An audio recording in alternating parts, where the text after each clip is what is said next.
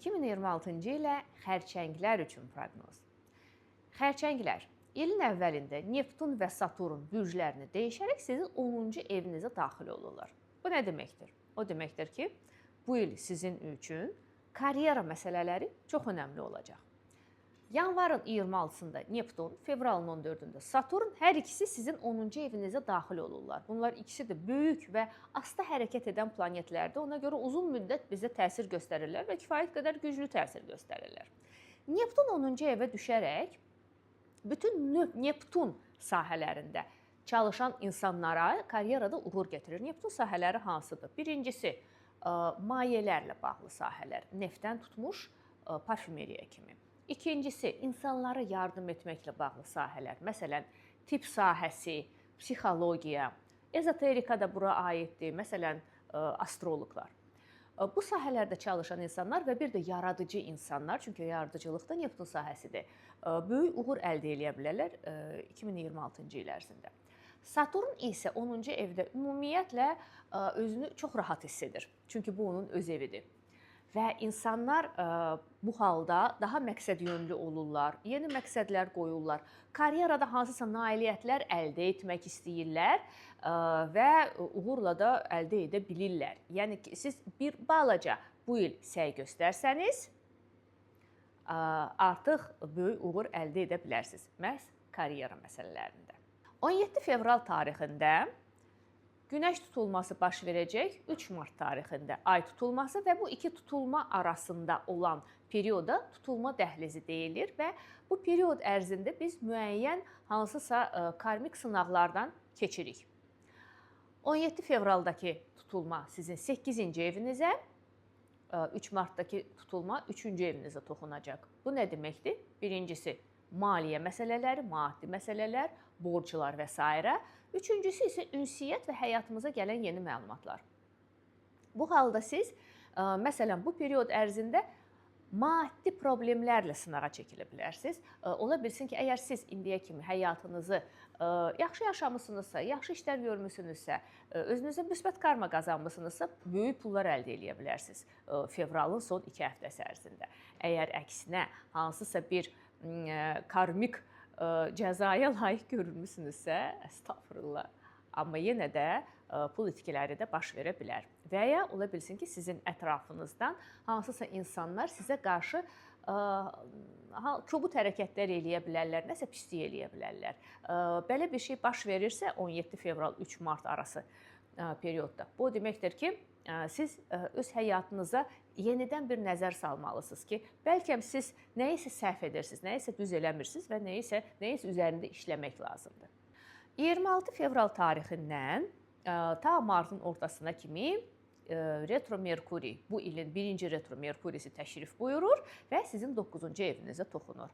Əgər bu vaxta kimi siz hansısa səyahətləri və ya hansısa təhsil mövzularını ertəliyirdinizsə, onda onlara yenidən geri dönüş etmək vaxtı gəlir. Və siz, məsələn, hansısa çoxdan getmək istədiyiniz və ya getmədiyiniz ölkələrə səyahət edə bilərsiniz və ya ola bilsin ki, siz yenidən hansısa bir ölkəyə səyahət edə bilərsiniz, bir neçə dəfə olduğunuz ölkəyə təkrar olaraq. Və ya əgər yarımçıq hansısa bir təhsil qalıbsa, onu sona çatdırmaq üçün də bu period çox gözəldir. Uran sizin 12-ci evinizdədir. Bu nə deməkdir? Bu deməkdir ki, siz daha çox ola bilsin ki, daxilinizdə hansısa yeniliklər müşahidə edə bilərsiniz.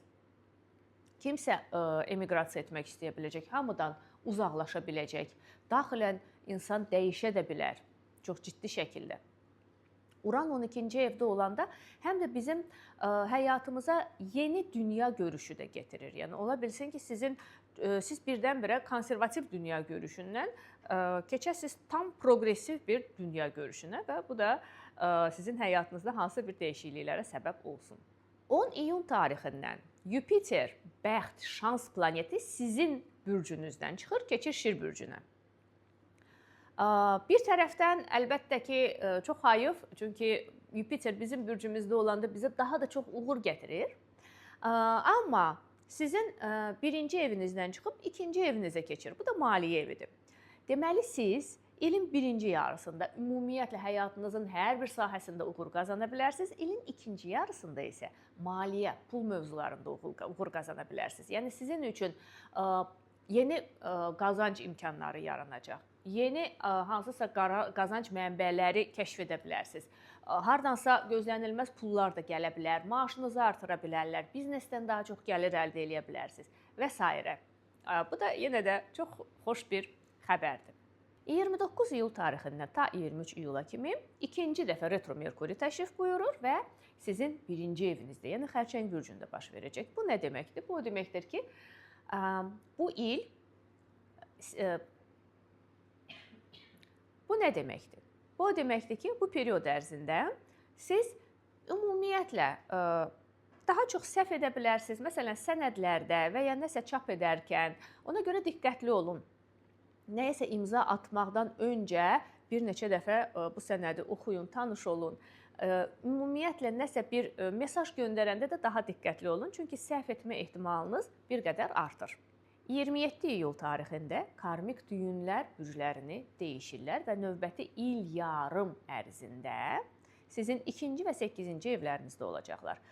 Bütün 2025-ci il ərzində və 2026-cı ilin əvvəlində birinci yarısında karmik düyünlər sizin 3-cü və 9-cu evlərinizdə idi. Bu nə demək idi? Çünki siz bu period ərzində öyrətmən və öyrənci halları arasında balans saxlamalıydınız. Yəni bir quru kimi, bəlkə bir mütəxəssis kimi, ekspert kimi özünüzü göstərərək eyni zamanda yeni bilikləri də öyrənməliydiniz. Nə o yana, nə bu yana getmək düzgün deyil. Yəni həddindən artıq mən yalnız öyrənciyəm demək və ya həddindən artıq mən ekspertəm, mənə öyrənmək lazım deyil, bu düzgün deyil. Yəni siz bu balansı saxlamalıydınız və hələ ki 2026-cı ilin birinci yarısında da bu balansı saxlamalısınız. Amma ikinci yarısında 2-8 evlər bu bizim həyatımızda maliyyə məsələləridir. Və həyatımıza gələn pulları biz düzgün kontrol etməyi öyrənməliyik. Xərcləmək və qazanmaq arasında balans. İkinci ev bizim öz qazandığımız pullardır. 8-ci ev başqa insanların bizə verdiyi pullar və ya kreditlər ola bilər. Və bu iki anlayış arasında düzgün balans saxlamaq maliyyə savadı sizin növbəti il yarımınız ərzində sizə çox böyük kömək olacaq. Avqust ayında yenidən tutulmalar baş verəcək. 12 avqust günəş tutulması, 28 avqust ay tutulması və bu tutulmalar sizin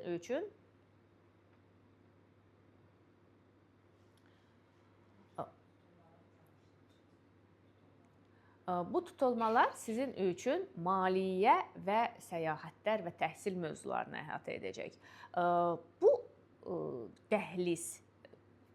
Bu tutulma dəhlizi ərzində əgər siz pul qazana bilirsinizsə, hardansa gözlənilməz bəlkə bir mənbədən pul əldə edə bilirsinizsə və ya bəlkə sizə kimsə səyahət əldə edir və ya siz təhsildə hansısa uğur qazanırsınız. Belə şeylər baş verirsə, bu o deməkdir ki, siz həyatınızı düzgün yaşayırsınız, səhvlər etmirsiniz, günahlar yaşamırsınız.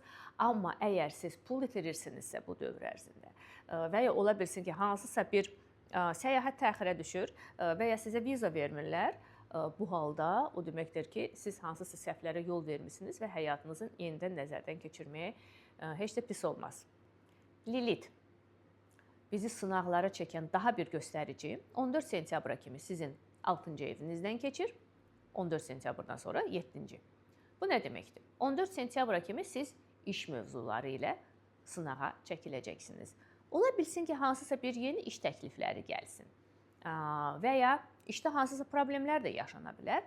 Bunlar hamısı bir işarə də ola bilər və nəsə hansısa bir təklifi qəbul etməkdən öncə düşünün. Lilit bizə elə-belə təkliflər etmir. Bu təklifin arxasında bizə nəsə verirsə, nəsə təklif edirsə, arxasında nəsə əlimizdən də alır. Ona görə razılaşmaqdan öncə biraz düşünün. Yəni təklifi qəbul edərək nəsə itirə bilərsiniz. 14 sentyabrdan sonra isə eyni şey sizin ailə və partnyorluq həyatınıza aid olacaq. Məsələn, ola bilsin ki, xəyanət etmə ehtimalı yaransın. Yəni belə bir sınağa da çəkilə bilərsiniz. Və əlbəttə ki, əgər özünüzü ələ ala bilməsəz, böyük problemlər ailədə yaşana bilər. Və payızda son 2 astroloji hadisə, bu da retro Merkuri və payızda son 2 hadisə retro Merkuri və retro Veneradır. Retro Merkuri oktyabr ayının 24-dən noyabrın 13-nə kimi davam edəcək, retro Venera 3 oktyabrdan 14 noyabra kimi. Və sizin üçün bu 5-ci ev və 4-cü ev mövzularını əhatə edəcək. Retro Merkuri 5-ci evinizdə baş verir, retro Venera 5 və 4. Bu nə deməkdir? 5-ci ev bizim həyatımızda romantik münasibətlər, yaradıcılıq və övladlarımızdır. Ola bilsin ki, məsələn, sizin keçmiş sevgililəriniz geri dönə bilərlər, nəsə bəlkə kimsə barışmaq istəyə bilər, yenidən münasibətlərə başlamaq istəyə bilər, nəsə təkliflər edə bilər. Və həm də ola bilsin ki, siz hansısa ev və daşınmaz əmlak mövzularına qayıdasınız. Ola bilsin ki, kimsə məsələn ev almaq istəyirdi, sonraya saxlayıb və yenidən bu mövzu gündəmə gələ bilər 2026-nın payız aylarında. Bax belə, bu oldu sizin 2026-ya proqnozunuz, əziz xərçəklər.